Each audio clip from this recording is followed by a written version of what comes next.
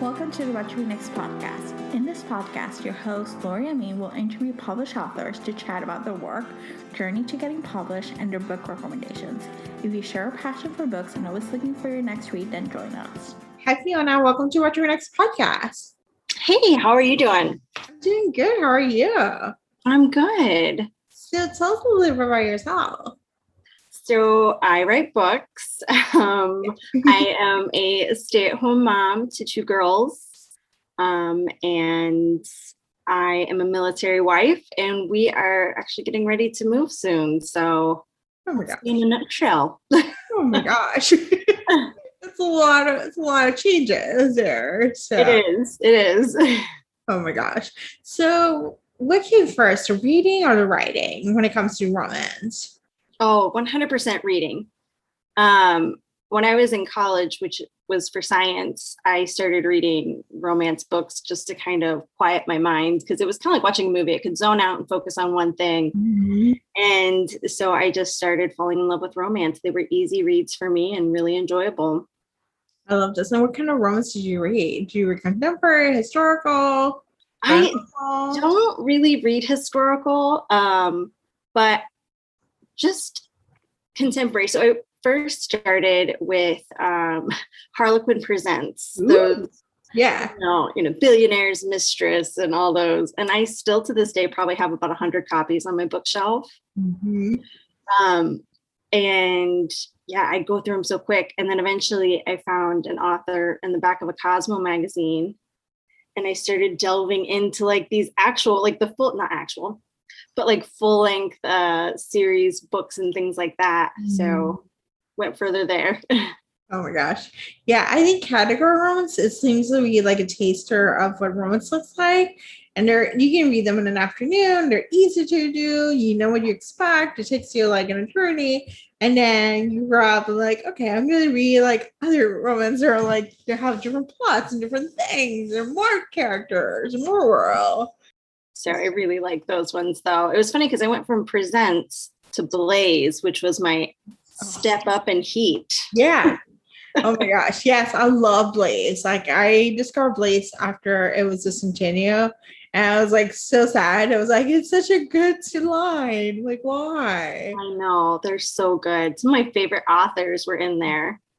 Yeah. Not anymore. Not anymore. Yeah. They had Dare, but Dare is ending in June. So I'm like, I don't know what they're gonna bring in. Like hopefully they'll bring in some more spice, Yes. So, people demanded. So so let's talk about your writing. When did you start writing, and what inspired you to get your writing journey? Writing, when I graduated college, I was pregnant. And so we decided, and there wasn't really a ton of job opportunities in my niche around. So we decided I'd be a stay-at-home mom. I already had my oldest daughter starting school. And so I kind of got more into reading, and I found Goodreads, and I got into beta reading and content reading, and it kind of grew in itself when I started a blog. And an author in a one-off comment to my reviews was like, you should write your books. And I think that kind of stuck with me a little bit. And I've always been able to create stories. I've really enjoyed it. So not necessarily writing, but just kind of getting lost in my own head, I guess. And one day, I guess I just started to sit down and write, and I got to a certain point and wasn't turning back. There you go. And you tend to write some taboo, some forbidden, So what inspired you to write that kind of niche and then market? Like, is it something you're like you want it to be more edgier, or you just feel like this is like where the stories are leading you? It was totally where the story was leading me. I ended up writing my first romance as a romantic suspense, because if I ever stepped outside of romance books, it would be for mystery books. I really like those. And I just kind of I like to read spicier books, Maya Banks and Shayla Black and, the Menages and Lexi Blake and all of those. And I think because I really enjoyed reading those, I kind of led towards writing those a little bit. It wasn't necessarily an intention at first. I mean, my branding at first, there was no branding. It was like, this is me. Whoops, it didn't mean to be so sexy, but here we are. But yeah, not intentional, totally where the characters lead me. And apparently I just have a lot of perverted characters. I love this. Let's talk about Blame It on Tequila. What is the elevator pitch for Blame It on Tequila? Oh, elevator pitch. So it is a rockstar romance at the core of it. A second chance romance with a little bit of forbidden in there. They are step siblings in the past, and you get a glimpse of that kind of forbidden tension between them. But when they meet back up, they are not. And you kind of get this illusion that something happened to make them split apart. And she ends up going on tour with him to help him write his new song. And just that forced proximity really tied him in. But it's I want to say it's a slow burn, but I don't really do slow burns in a certain way. It's always very high heat and high tension. I always find a way to like slip in, foreplay or all this other stuff in here, these thoughts or dreams in this. So it's a high heat slow burn. I love this. And what do you hope your readers to get out from reading your books? I hope that they just get lost in the moment and it absorbs them into a story and gives them a reprieve from anything else. I know when I like to read books, ones that stick with me the most are the ones that hit the emotions.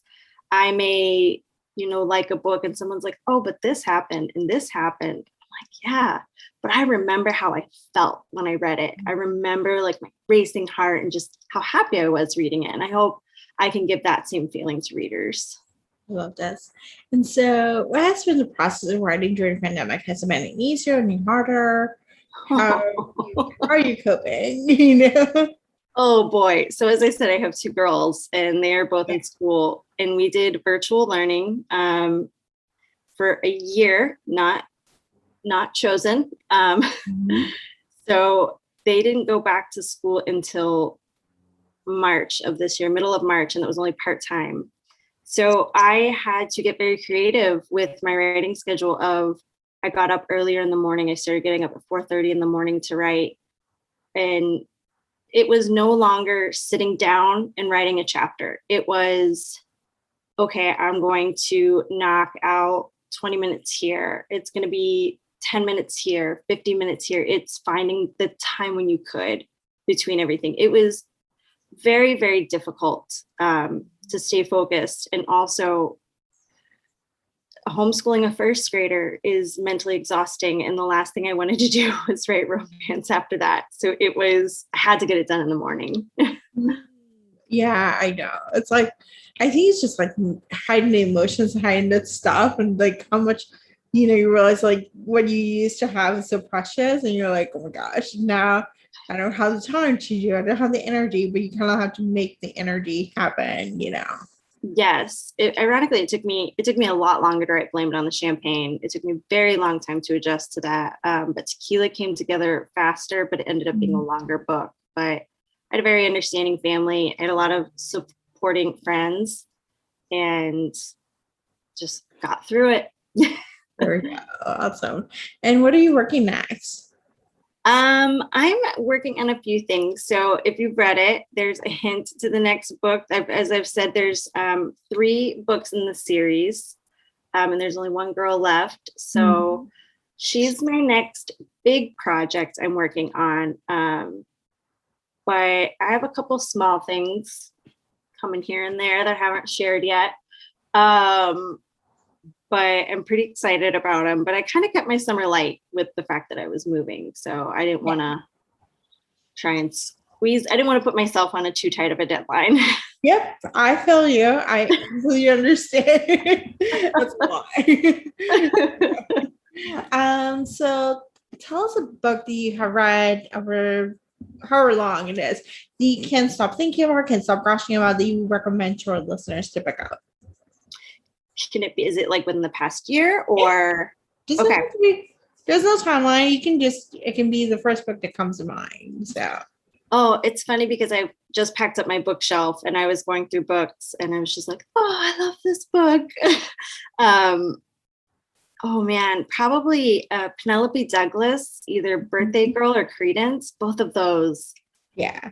I remember like panting with anticipation on these books. It was so intense and I love her books. Another series, I have to share another series. She's my all-time favorite. Tiffany Rice, the original Sinner series. Yes. Those books are fabulous. And I am pretty not picky about what I read. I'll read anything, but I don't usually read paranormal or fantasy or historical. I would follow that woman anywhere.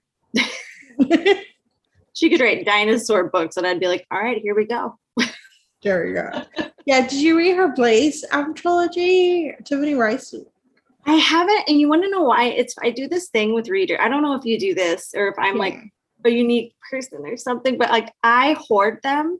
Yeah. Because I don't want them to be over. So a book that I will die for, all of a sudden it's been 6 months and I haven't read it. I know. So I would tell you the Blade series is perfect, like perfect reread for every fall. It's one for Halloween, one for Thanksgiving, one for December, and I have to tell you, they're like the perfect reads, like for that. Just like I have them all in signed paperback. I stalk this woman at every signing I go to. I have the editions. I have hardbacks. Yeah. So I don't know. Add it to your TBR eventually. So well, I'm actually going on vacation in a couple weeks, a beach. And you know what? I think those will be perfect beach read snacks, nice and light. Yes, they are. It's awesome. So tell us where you can find you online. Online, pretty much everywhere. I think I'm in my ever reader group, Fiona Cole's Lovers.